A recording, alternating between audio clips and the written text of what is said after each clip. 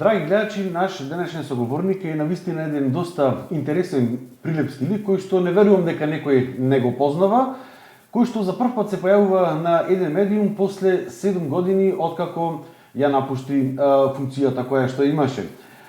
Добре дојде во Инфорегион за Златко Ристевски, кај сите познат како Джекчето, поранешен директор на јавното комунално претпријатие Комуналец. Благодарам на поканата. Прво ми излегуване после 7 години. Поздрав за вашите слушатели и гледачи. Навистина ми е драго што веднаш без размислување ја прифативте оваа покана која што ви упатив да бидете после 7 години за прв пат на еден медиум.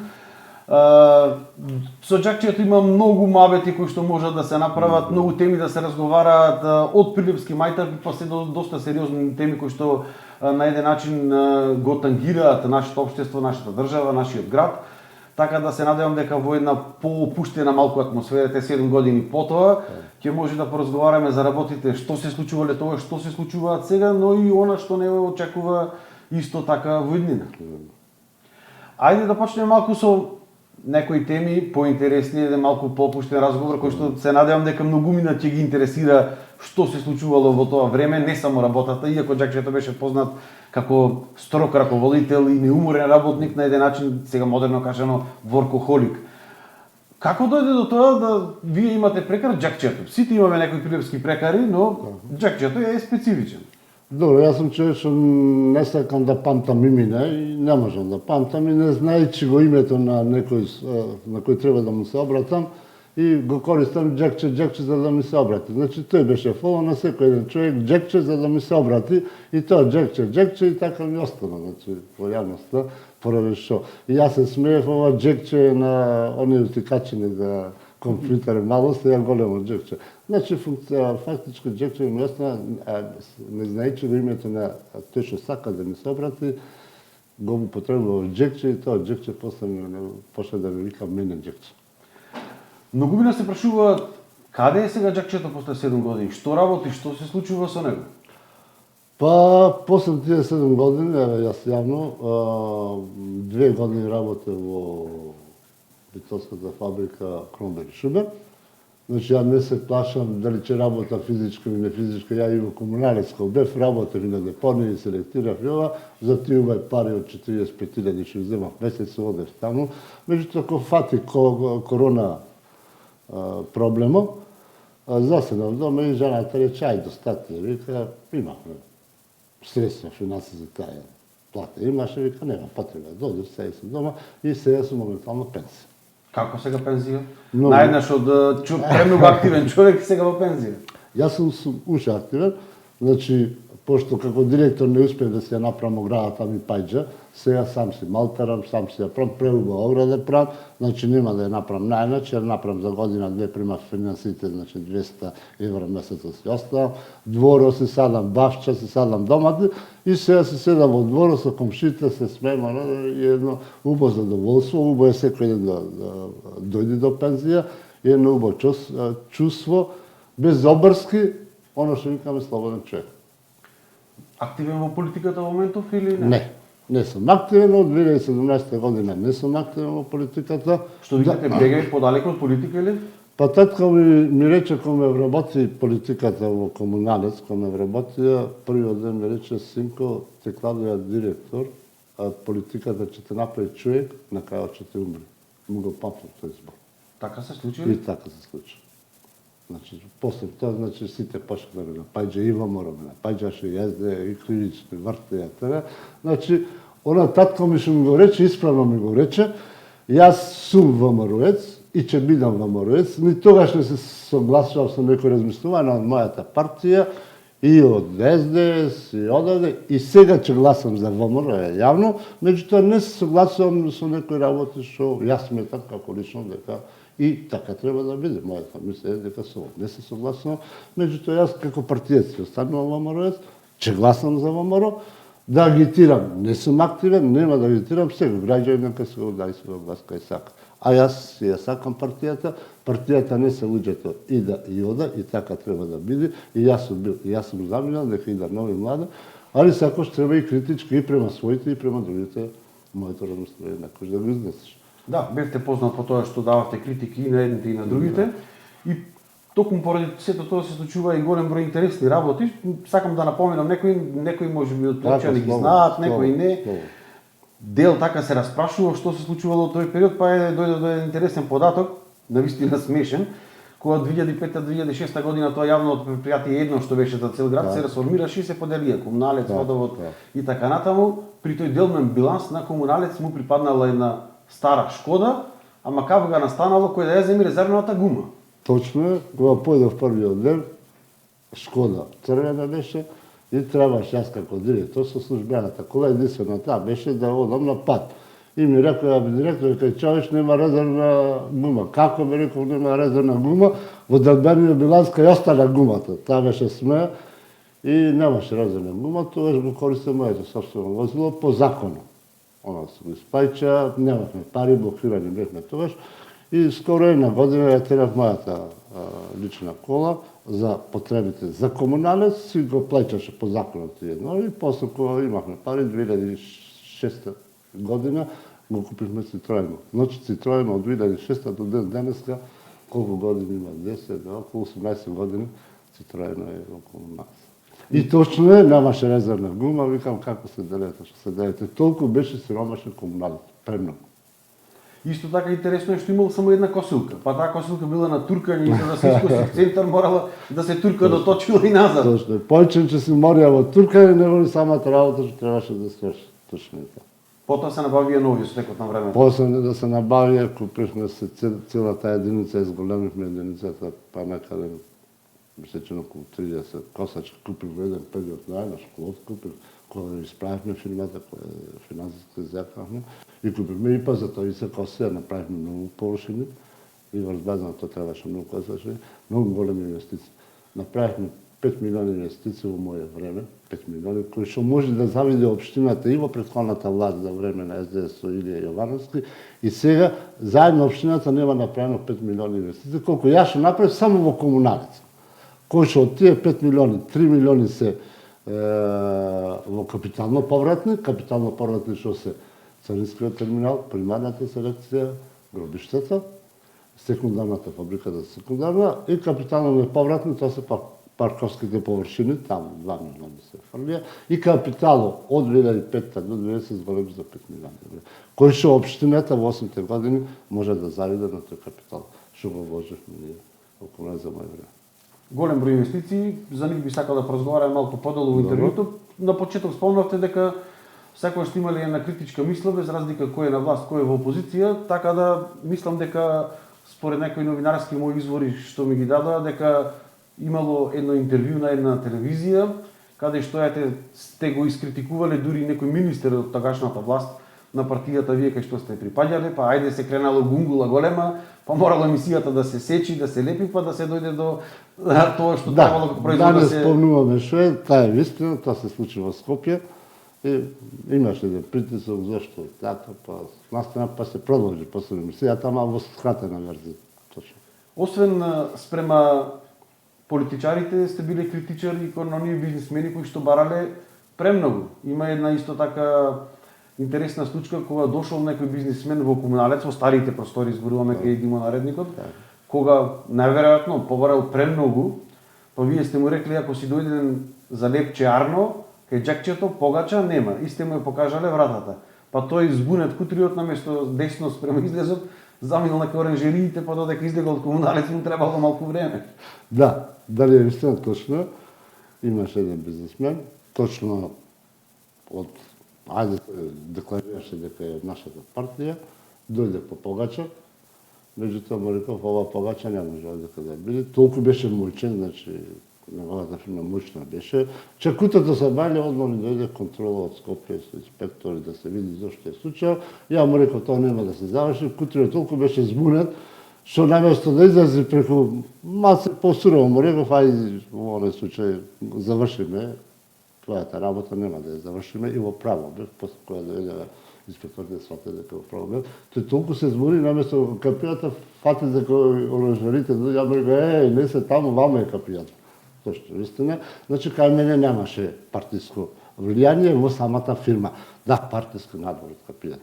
во самата фирма. Ја бев тука строг студент денеска и исправно беше на тоа. Широкоградно сте ги прифаќали они од опозиција. Кога се јавил некој функционер од Прилеп, сте сакале да му завршите некоја работа, радо сте рекле добре. Ето голем функционер. И сега е функционер. Ама не знал каде се наоѓате и рекол кога не знаеш ти како таков функционер каде е. Значи да му ја свршам работата и му ја свршив, ама рекол ако сака да му треба да дојде, ама не знам че се научам. Рекол ако нече да дојде, дојде. Дојде после, не бараше големо, дали може да вложим плаќене. Да, не заврши работата, нема проблем. Не знаеше каде е комуналец? Се научи. Се научи. Дали имаш некакво хоби? Имам хоби. Имав како мал шах играв, па после фудбал, кога појдов на факултет прекина со сите тие спортови. Меѓутоа кога влегов како директор во комуналец, ја бев работел на комуналец, таму нема време, многу патував таму, бев и 4-5 години работел во странство, значи во тоа време поради работите на Брска не можев да имам хоби, иако сум хоби, добро играш и фудбал, многу фудбал играв. Меѓутоа кога влегов во комуналец, ајде, како општествена личност, директор или тоа, ми дојде за одбојката. Јас одбојката онака е била. Тоа реков, ако можеш нешто да помни, и сите ми се одбојката дека сум ја финансирал преку комуналец или преку некој да. Лично ми пари потроши преку 20.000 евро. Со кеп ги потрошив и не ми гале. Сега ова го кажав колку, жената ми кој ќе слушне, веројатно ќе си имам проблеми, меѓутоа јавно потроши многу лични мои пари. Да, некој дел, некој помогна во некој мали случаи, ама никако да чекна во државна нивона. Им беше љубов и не жал. Тоа е едно ново дружење. Во одбојката за 2 години влеговме втората година во прва лига, па веќе четвртата година излеговме во меѓународни турнири ЦЕФ купо со Сијат Нефис, бевме таму, па отпаднахме, влеговме во Челинч купо, па со Талима дека дојде и беше многу убаво дружење, со многу големи убави луѓе се сретнував тука, политичари, од јавната личност и премногу убаво дружење и не жалам, секој викаме за кефа се плаќа, се патрошував моите пари и не држав. Стекна многу пријателство, многу чувство и многу убаво ми беше. Покрај одбојката, можеби малкумина знаат тоа дека вие многу добро живеевте со Тоше Проевски. Да. Каква беше вашата релација со Тоше? Па, јас со Тоше не го знам, јас онака.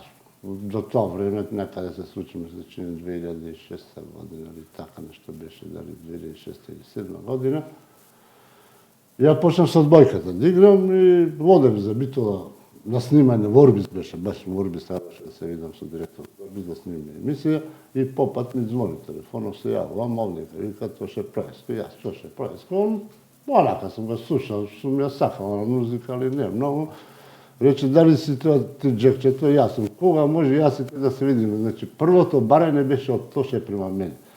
И така остана се до последниот момент. Секој Тоше ме бараше, не, јас не, мислам, мене не ми беше потребен Тоше, јас не сакав покој Тоше да добијам бенефици, како што исто многу други луѓе бара да се слика, ни една слика не остана, а се дружевме многу. Секој заминување од пат кој ќе се враќаше, тој мене ми се јавуваше. Не, јас не тој. А Тоше што сакаше? Тоше сакаше спорт, одбојка. Пошто не можеше тој да го оформи, тој јас го имав клубов и тој бараше од мене, што беше неготов да беше, него ај екипата качи ја горе во Крушево, кој ќе се качите горе има долу едно играиште и тука и кој ќе беше слободен многу сакаше спорт и така имаме дружина, значи разговаравме за други работи, тој ја правеше црквата горе. И вика, што може овде да поможеме, ја му викам, ти Тоше, со таа мучка, ако никој вика нече да помогне, вакви беа неговите меѓу мене, дали е тоа вистина, не знам, што може да направиме да поможеме, ти работеше во мербенен комбинат, да ја убрзаме градбата, што може, ја реков, едино да те пријавам во клубов, да помине сали, трошокот да го затвориме Тоше частен, али не со пајне. Со одбојка ќе помине сали, мотивот. Тој беше, го пријави во мојата екипа, се побуни Крушево, зашто да игра за 11 октомври, се настанаа таму еуфории.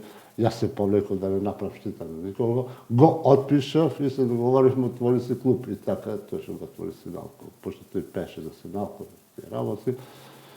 Се дружеве многу, игравме спортови. И требаше да иди за Сеат Нефилс да не гледа. Тој требаше да оди во Загреб, точно пред да загине. Ние вечерта пред да загине, имавме состанок кај градоначалников, да се договориме кога ќе дојде тој таму, дали треба да му обезбедиме соба. Не ми рече Златко, јас од Загреб ќе дојдам, ќе гледам такмица, ќе се дружиме. Меѓутоа жалосно. Истата вечер пред да загине. Пред да загине, ние имавме состанок, документи постав мојот телефон, постав дека тој во теку на денот 2-3 пати ми се уваше. За да се сретниме требаше да ручаме, немаше време, тоа беше кај 2-3 сата, тој стаса каса, немаше време, имаме мисија, рече. И ние еден сат се смеевме така со него и со градоначалникот. Марен Ристовски беше тука, дека ние ќе одиме, кога ќе идеш, тука беше околу договорање. Меѓутоа, за жал, утрото се бајде. Тоа се случи, јас одев в Скопје, дознав во Велесно наплатна рампа, требаше некои документи заради картите авионски да обезбедувам и тој играчот таму што ме чекаше да ми прави документите за Скопје, кои требаше да однесем заради картите, тој ми кажа како да му викам, така, јас разбрав на Велес, горе на тоа кај што ме чекаше, тој ми кажа сабарето во 8 сата, како беше вчера. Тоа се дружиме. Тоа што сакам што нешто да кажам. Човеком од тема разговори со него. Немаме некој. Меѓутоа, вика Сладко, сакам да пеем 6-8 сат. Не можам 9-10. Каже, бараше спорт, бараше да биде обичен човек. Тој е многу добар. И се дружевме. И за тоа мене ме бараше за одбојка. Ние си гледавме одбојка, или че не дојдеше одека на приправите кои ќе правиме да ги гледа. Зошто и тука, пошто дел од екипата беа негови лични другари во екипата. Таквата игра и тие така се државме и беше. Дали е вистина дека споменикот кој што е подигнат во Нова Градишка е на ваша иницијатива? Не генерално на моја иницијатива, точно е то. Споменикот во како се вика Градишка, там не знам точно местото. Пошто тогаш на тендер го избравме Технис, беше фирмата која што машините за фабриката делови беа. Машините за секундарната селекција. За секундарната кој ги набувавме и во тој разговор дојде, тие знаеа за мене многу добро. Значи Технис, газдата Ѓуро Хорват, пред да дојде, пред да се на тендер, многу добро знаел кај и многу добро за мене знаеше се. Значи од своите бизнесмени за да дојде кај мене да биде на тендер, многу добро ме проучили во еден разговор со него. Вика, многу добро знам се за тебе, дека си строг, дека си вако нескорен, меѓутоа за работа, вика, топ. Бил градов ти е пречис, овој град, со ова сметка што ја плаќаше прагу, значи позитивни. Пред да дојдам, јас те запознав и затоа тоа ја спушти и цената. На тоа, и знаеше дека има клуб, одбојкарски, како, што со Тоше разбра дека живеат, тој не го знаеше. Тоше рече, јас за ова што бе, ќе направам споменик за тоа што се случи. Ја му викам, нема да се, ништо, јас имам свој вајар, значи, тој зел некој блок, има свој вајар, извел дозвола таму и го постави.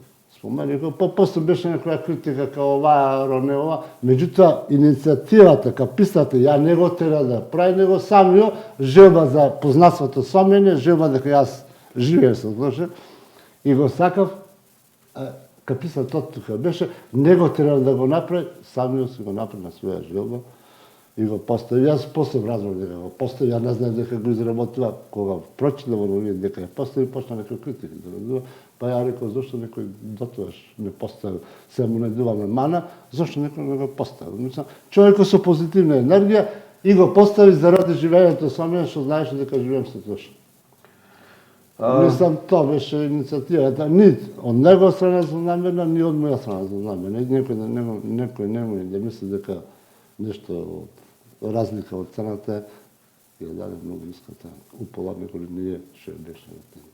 Така да, нека не се заварава народот дека имаше нешто така. Чисто, од добра воља и фалам на тој човек што направи добар потик. И немој да го критикува. Ако нечем, нека зема, нека однесе некој друг. Човеков со секоја добра намера, со лични пари, веројатно некој што ти пријател бил вајаро, ако 1000, 2000 евра и дозволата се потребно да изведе од општината, ти треба дозвола да изведе од тоа.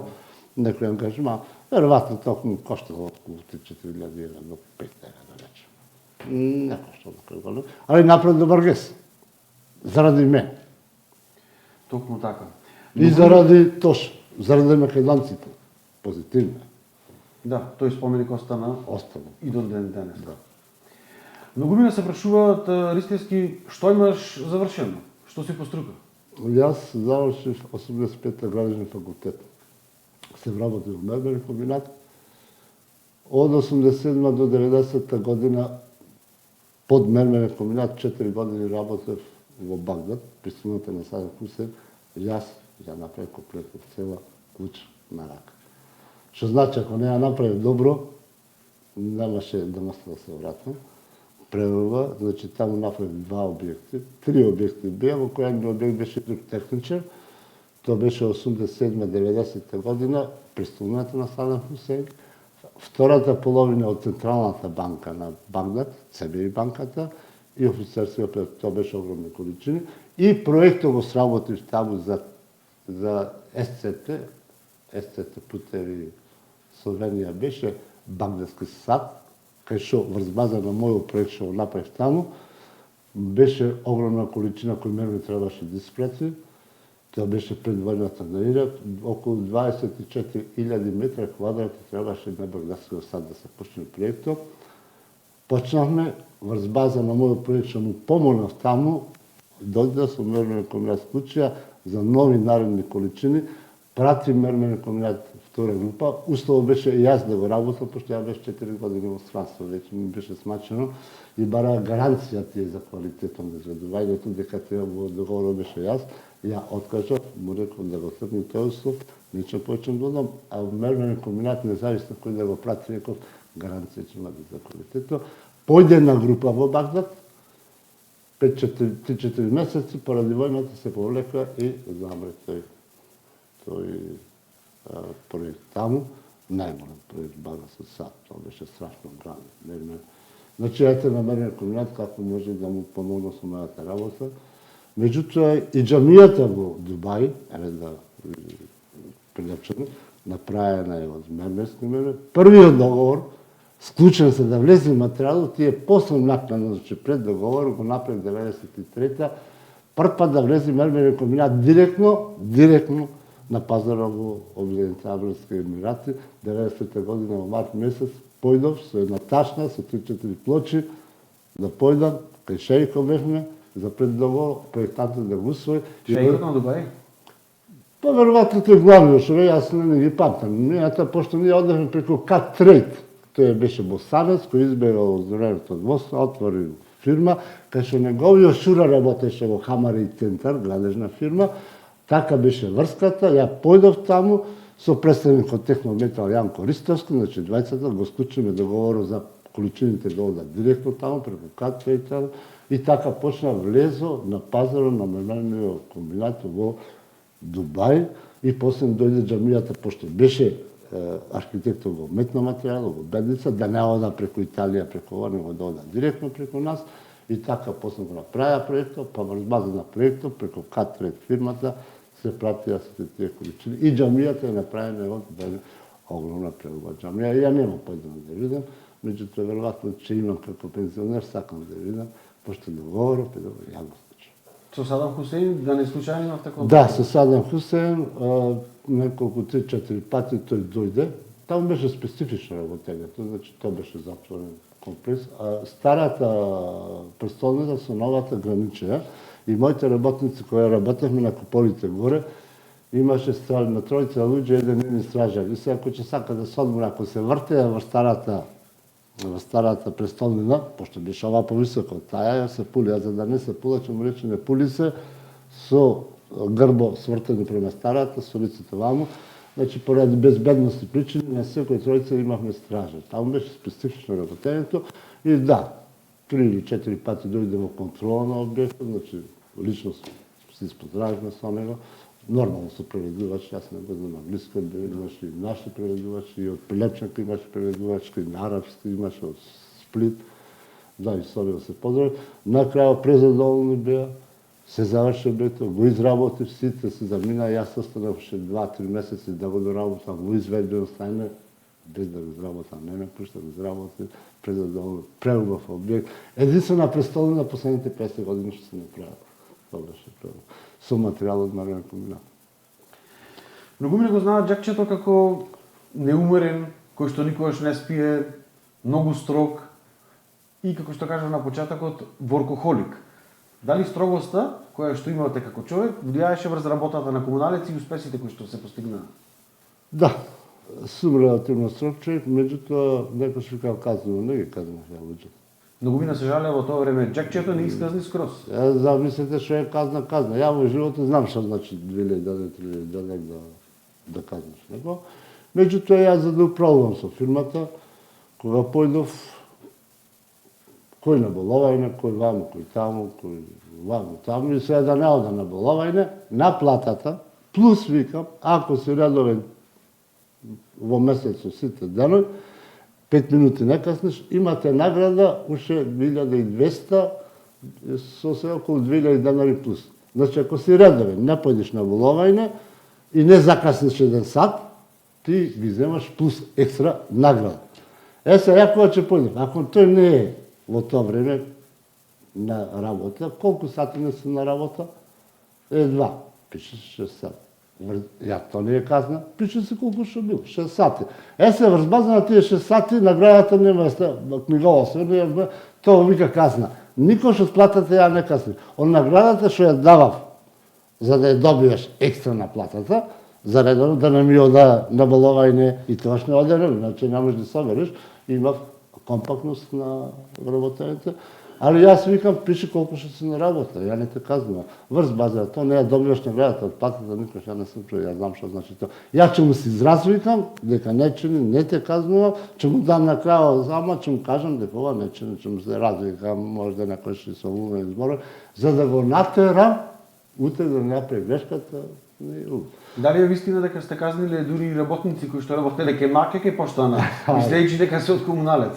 Точно е, пошто прими многу луѓе. Фирмата јас се оформила за релативно година-две, од 140 доларни на 300-400 души. Значи, многу луѓе, некој ги познав, некој не познав, многу, разпространените низ цел град. И кај општината, пошто се работувам, и одем нон-стоп и гледам, едни двајца на мотика, ондека кај општината, кај парк, носи 100. И појдам горе во општина, слегвам долу, па си 100. Ја мислам дека ние тука мој се тоа не работа. Вика, батине, што правите, века, тие за да ми кажа дека не се од кај мене, јас не, јако ќе замислам нешто, не го ставам тоа, ја брзо кажам, 15 после, да седи работа, и после вика, мора, вика, Џакче ми вика, не сте кај те века маке, и на маке ќе му кажам да ви казвам. Ама, тоа нас не беше, али не ги казвам, али фактички јас не си ги познав и моите работници, на секој че видиш че работи, че што таму правеше него, седне работа, таа е вистина. И се насмеја, тоа ќе остана вица. Се каете ли за некои постапки што сте ги направили во комуналец во тој период додека бевте директор? Не. Се исправно. Према мене исправ се. Јас и дали, не сум на некаде грешка сум. Ја викам во животот, може да направиш грешки и реално да направиш. Меѓутоа направи позитивни работи, да позитивните го покрие грешките. Вика не окей. Во комуналец не се кам за ништо. Се кам за она што на крајот добив и од едната партија, и од другата, и од меѓанството, не убај работи, оно што викаме. Меѓутоа тоа е политика и се... На крајот добивте неколку кривични пријави. Да. Докаде е тој процес и зашто ги добивте пред се? Добив, не знам, таму некој во недела не му дал признаница на гробишта. Било недела, било компјутерни работи и тој таму техничара. Му рекол, дојди утре се баре, ќе ти ја дам, ама за да изземи пари, да ми е сигурен, остави утре. Врз база на тоа, тоа биде СДС на власт, тој možda me mrazил човек, пошел во управа за јавни приход, одма ти од управа ти е сека, опа, го джакче тоа ти не му издал сметка. Компјутерот не брал, во недела бил. Во недела било. И тие од управа, сега власт СДС, сега Джекчево ќе види, оти да издал, значи ја како директор, појма нема. Таму шеф, имаме раководител на финанси кој тој си одговорен за тие работи. Меѓутоа, ја како директор сега одговарам по другиот закон, како директор, и иако не си бил таму, ти одговараш, како тие одма са бајате се сава, море, кајвење, море, кизна што се случило, а сметката била 1000 денари. Нешто за го мишлите да влез било. Се тоа као не сум издавали фискално. И до ден денеска плаќаме за комуналец фискално има? Нема. Тама има, признавајте нема. Проблемот бил. Врз базаното, незаконски, на крајот, пошто ми наведеа, поради неиздавање на фискална сметка, беше 800 евра. Казната која платиш 400 или 1000 евра, 500. Управниот одбор, јако го слушнав тоа, свикав управен одбор, и управниот одбор се кајче вистината да ја дознае, на управниот одбор рече нема директорот да ја плати сметката, чему си за пари од комуналец, како тој да ја плати за да се намали на 30.000 денари, а да се оформи комисија да се утврди кривицата, па после ќе видиме кој ќе го штети. Врз база на тоа се поднесе постапка во јавното молителство. Мене прекршочно не казна да ја платам 1000 евра во тите. Испеѓа дека не смел управниот одбор мене управи ништо. Многу културно управниот одбор постапи.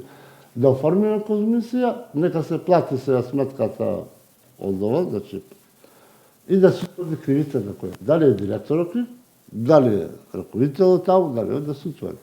Врз база на тоа и фискална сметка, како истера прекршачно мене, жалосно и членовите од управен одбор 3 месеци кривично. Жалосно. До ден денеска фискална не се издава.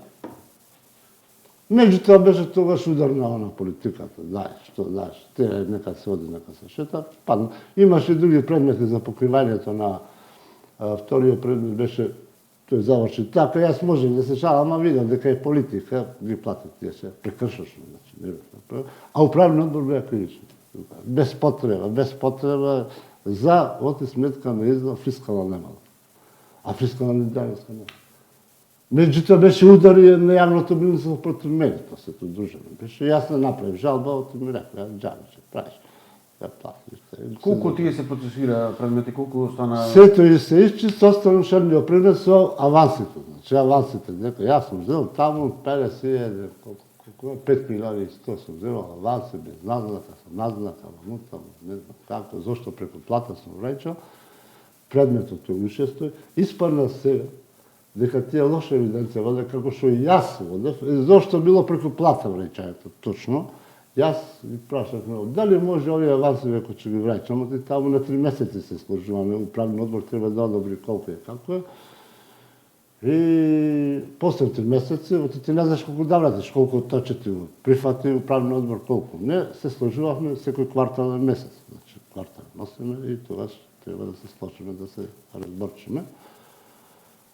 Меѓутоа, кога испадна сега, јас знаев дека ништо не е во сметка, кога испадна сега ми се должни мене комуналец до сега 480.000.